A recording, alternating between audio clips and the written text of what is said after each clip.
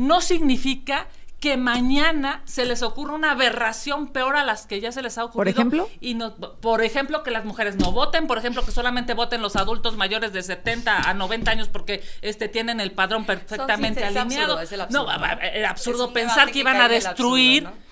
Y era absurdo pensar que iban a destruir el Poder Judicial y lo están destruyendo. No. Era absurdo...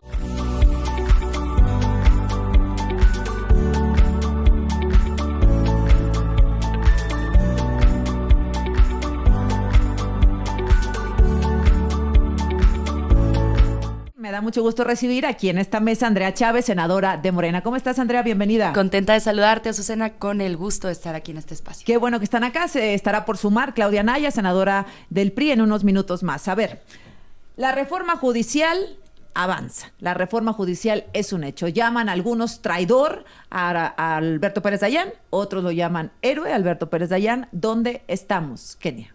Bueno, pues lamentablemente ayer no se pudieron tener los votos suficientes para detener esto que nosotros llamamos una reforma tóxica, una reforma que claramente lo que busca es que la presidencia de la República tenga literalmente de manera subordinada a los jueces, a los magistrados, a los ministros. Es algo terrible. Ayer yo dije en mis redes sociales, fue un día negro. Porque hablando en términos de equilibrios, estos se rompieron, estos se perdieron.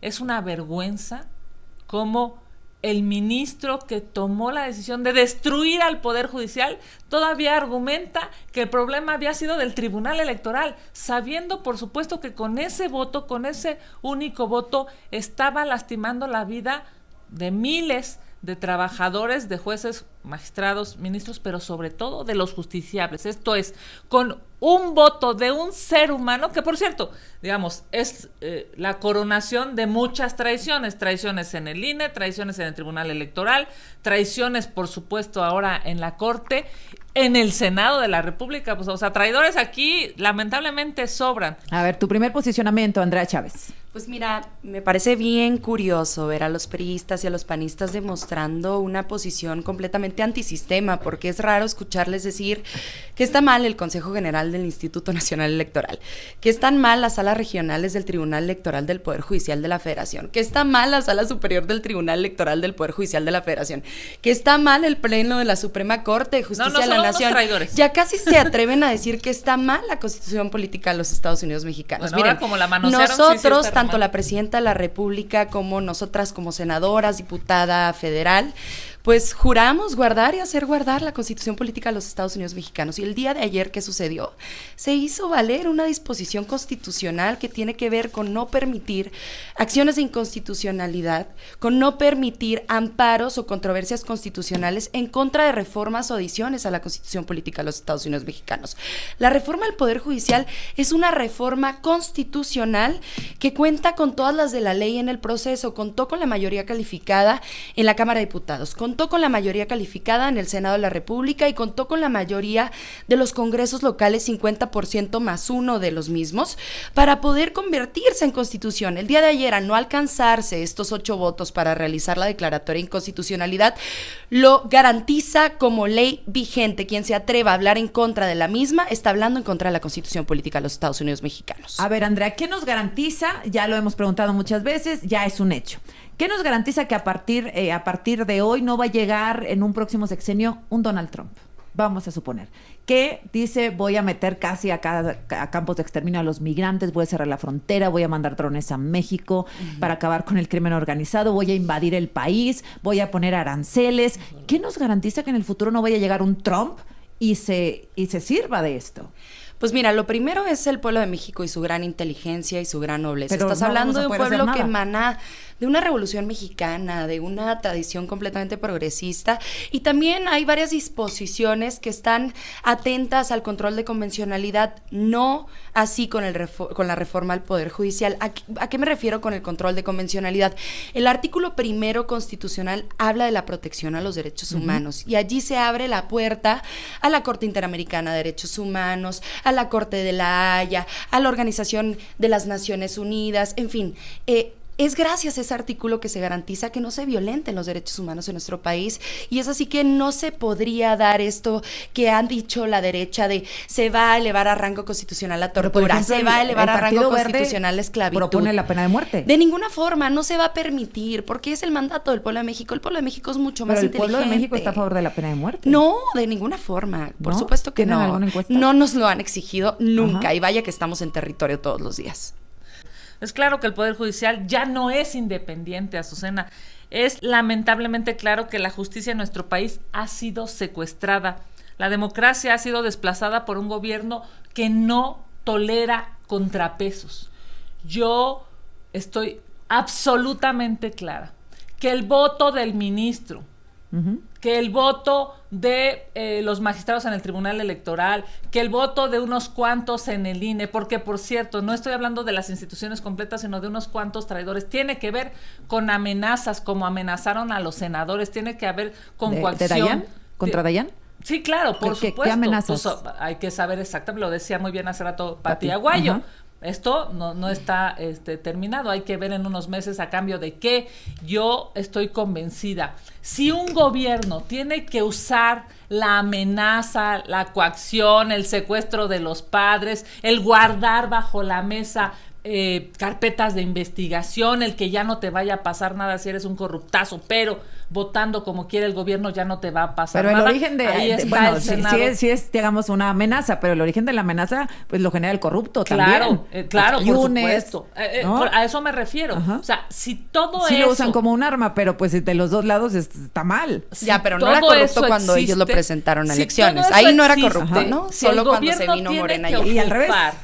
Si el gobierno tiene que ocupar eso, de vas a dejar de estar en prisión a cambio de tu voto, vas a dejar de ser acusado de acoso sexual, que es uno de los rumores del ministro, entonces a cambio de tu voto. Pero antes no estaba acusado de acoso sexual antes del voto. No, bueno, eso ya se sabe, eso ya se sabe hace varios tiempo. Pero yo me vi a los integrantes de la oposición denunciando eso previo al voto del ministro Pérez Dayán. Me parece una completa hipocresía. Si el gobierno ocupa eso para tener votos y secuestrar la democracia y que evidentemente con eso se subordina el Poder Judicial, pues me parece que es un gobierno terrible. ¿Hay una carpeta de investigación contra el ministro? Es que no lo sé de cierto. Sí, no, miren, pues yo conminaría a las representantes y a los representantes de Acción Nacional y del PRI, si tienen algún tipo de prueba sobre el voto del senador, que ellos presentaron elecciones, por cierto, en ese momento no era corrupto, sino hasta después, a decir cuando ya del senador votó la reforma tiene carpetas abiertas, ¿no?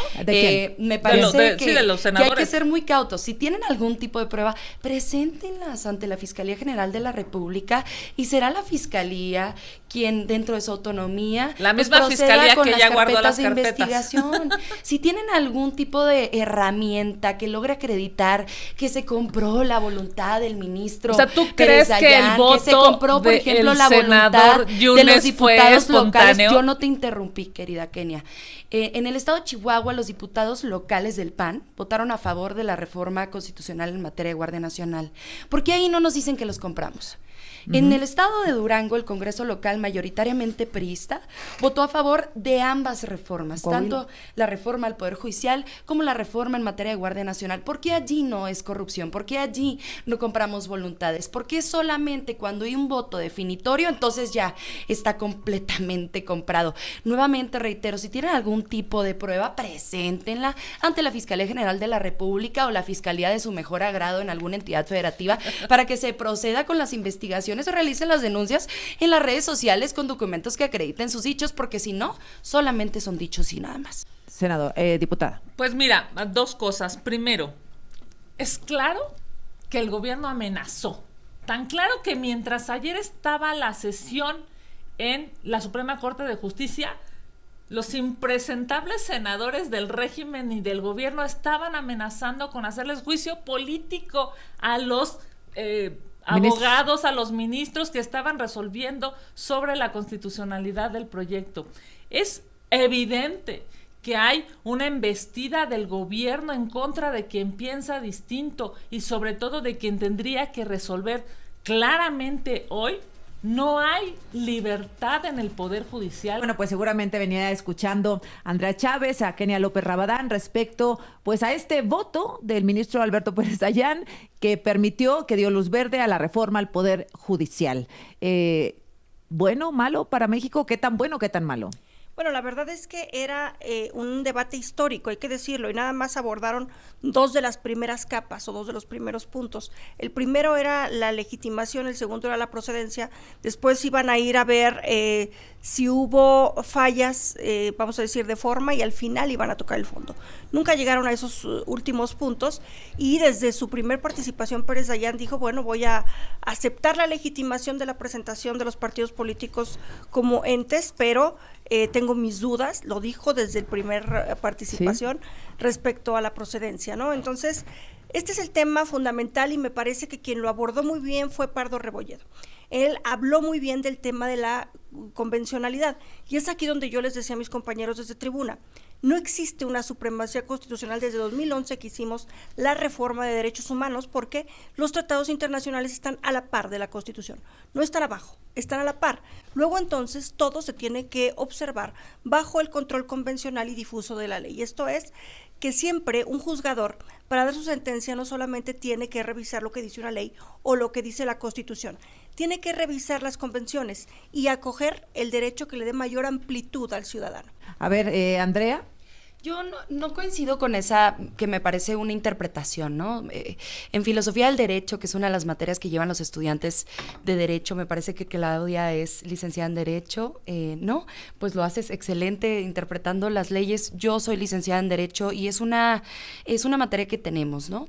Hay una interpretación que se ha dado derivado de esta reforma al artículo 1 constitucional, en donde llamamos bloque de constitucionalidad a la Constitución Política de los Estados Unidos Mexicanos, unida con los tratados internacionales y las convenciones que el Estado mexicano ha ratificado. Uh-huh. Sin embargo, yo no soy de la idea de que estén a la par, porque la Constitución tiene una validez distinta, y les voy a explicar mi punto, y espero que podamos ser comprensivas con el tiempo. El tratado internacional, para que sea válido en nuestro país, requiere de una mayoría simple de la votación del Senado de la República y de la ratificación de la titular del Ejecutivo Federal, siendo ahora la Presidenta de la República. Uh-huh. Entonces, 50% más 1 del Senado y ratificación de la Presidenta. Las reformas constitucionales requieren de las mayorías calificadas 2/3 partes de la Cámara de Diputados, 2/3 partes del Senado de la República y el 50% más 1 de los congresos locales, es decir, 17 congresos locales. Son interpretaciones que se han venido dando, son interpretaciones que incluso han llegado a debates muy interesantes en la propia Suprema Corte de Justicia de la Nación. Son debates que no han terminado y son debates que ameritan reflexión e interpretación en los casos concretos. Uh-huh. ¿A qué voy con los casos concretos? El primero constitucional habla de la protección de derechos humanos. Siempre y cuando se trate de proteger derechos humanos de las personas, allí sí entra el control de convencionalidad. Allí sí puede estar un tratado internacional por encima de la Constitución. Solamente en esos casos uh-huh. concretos es donde se dejaría de lado esta validez especial de la que hablo, de la propia Constitución Política de los Estados Unidos Mexicanos. A ver, Kenia. Pero no, nada más, para hechos no es una interpretación propia, está en exposición de motivos de cuando se votó el artículo 1 constitucional, claro. Ahí se dejó asentado que está a la par, pues no es... Pero no, la exposición de motivos no forma parte del engranaje legislativo de nada. Exposición de motivos no es ley. Exposición de motivos es una reflexión del constituyente para guiar a los jurídicos en su interpretación. No, pero sí, correcto, es para guiar a los jurídicos, claro, es correcto, pero no es ley, digamos, no es una ley. Que acatar. Andrea, sí, a ver, pues es que lo que acabas de decir es muy preocupante en términos legales y en términos, digamos, institucionales. Eres senadora de la República y que digas que no están a la par la Constitución y los tratados internacionales, pues es que, o una de dos, en derechos o humanos de verdad están por encima, la incluso, ideología te está ganando y necesitas defender lo indefendible, o no hay, digamos, una racionalidad clara de esto. ¿Por qué están a la par? ¿Por qué estamos hablando de que no puede haber una supremacía constitucional? ¿Por qué la reforma de 2011, que evidentemente incluso establece el principio pro persona? ¿Por qué hablar del artículo 1 constitucional? Porque vivimos en un sistema, por ejemplo, nosotros en el sistema interamericano, y es, por cierto, a donde vamos a acudir. Vamos a ir a la Corte Interamericana a decir, en México no hay Estado de Derecho, en México no se cumplió con con lo establecido en el sistema parlamentario para tener una reforma constitucional que pudiera garantizar el voto, el quórum, la certeza de conocimiento de las normas. Claro que no, México no es un país aislado, México es un país que forma parte de todo un sistema y por supuesto que con que Morena tenga los votos, y con eso concluyo, no significa que mañana se les ocurra una aberración peor a las que ya se les ha ocurrido. ¿Por ejemplo? Por ejemplo, que las mujeres no voten, por ejemplo, que solamente voten los adultos mayores de 70 a 90 años porque tienen el padrón perfectamente alineado. Era absurdo pensar que iban a destruir...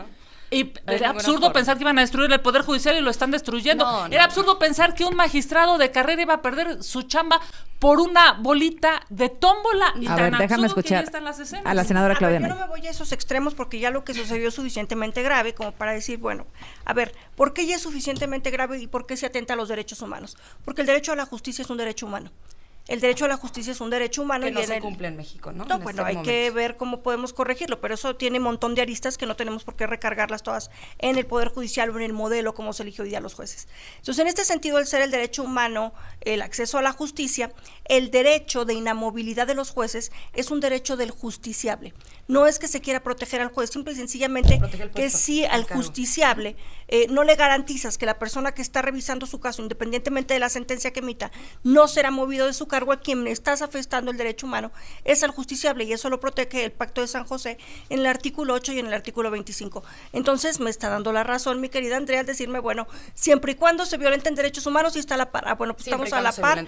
Entonces la reforma judicial está a la par del Pacto de San José y es viable que lo revise la Comisión Interamericana de Derechos Humanos la próxima semana. Para ti, senadora, el acceso a la justicia es un derecho humano. Para mí también, sí, para mí también. Y entonces, que creo que no se cumple en este momento con y esos entonces juzgadores, sí con está esos ministros y con esos magistrados. Tratados internacionales. Porque es derechos humanos, porque es el artículo primero constitucional, sí. que es en donde coincidimos la senadora Claudia Anaya Mota y una servidora. En el resto no, pero esta no es una reforma que violente derechos humanos. No es una reforma que violente derechos adquiridos. El derecho adquirido y el derecho humano lo ostenta el pueblo de México, que tiene derecho a la justicia, que yo también considero un derecho humano. A ver, en este momento, 1 de cada 6 delitos se denuncia, el resto no. De ese delito, ¿y con este cambio se va a resolver? A ver, 1 de cada 6 delitos se denuncia. Ya no podemos ir más para abajo. A ver, 1 de cada 6 delitos se denuncia. Sí se puede, y de ese delito que se denuncia, el 99% de esas denuncias no va a llegar a una sentencia ni absolutoria ni condenatoria. 99%. Entonces, ¿de dónde estamos más cerca? ¿De mejorar ese 99 que ya es negativo o del 100 a un punto? ¿De dónde estamos más cerca, senadora? Es una matemática muy sencilla, me parece. Solo podemos mejorar. Recuerda que se pueden poner peor. Concluyes con este tema del Poder Judicial. Pues mira, solamente decirle al pueblo de México, no nos rendiremos. Es claro que hoy la justicia ha sido traicionada.